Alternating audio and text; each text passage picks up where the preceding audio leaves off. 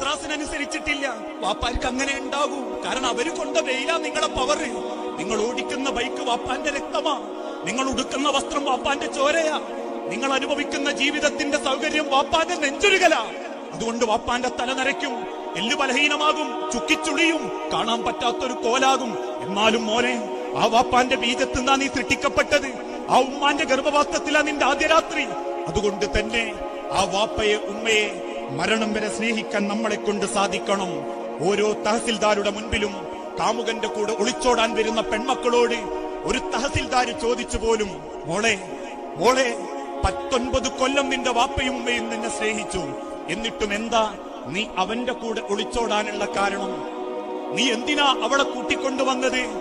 ആ പെൺകുട്ടി പറഞ്ഞൊരു മറുപടി, 1 കൊല്ലമായി അവൻ എന്നെ ആത്മാർത്ഥമായി സ്നേഹിക്കുന്നുണ്ട്. ഒരു കൊല്ലമായി ആത്മാർത്ഥമായിട്ട് ഓൻ എന്നെ സ്നേഹിക്കുന്നുണ്ട്. ഇത് കേട്ടപ്പോ ഭാര്യയെ നെഞ്ചോട് ചേർത്തിട്ടൊരു വാപ്പ ചോദിച്ച ചോദ്യമുണ്ട്, അപ്പൊ മോളെ 19 കൊല്ലം വാപ്പയമ്മ എന്നെ സ്നേഹിച്ചത് ആത്മാർത്ഥല്ലായിരുന്നു അല്ലേ? ആ സങ്കടം കൊണ്ട് തലകുനിഞ്ഞൊരു മക്കളുടെ വാപ്പയാണെങ്കിൽ രക്ഷപ്പെടൂല മക്കളെ ദുനിയാവില്. അല്ല രക്ഷപ്പെടുത്തൂല ഒരു മക്കളെയും. ആ തിരിച്ചറിവാണ് ഓരോ മക്കൾക്കും ഉണ്ടാകേണ്ടത്. Download Moj.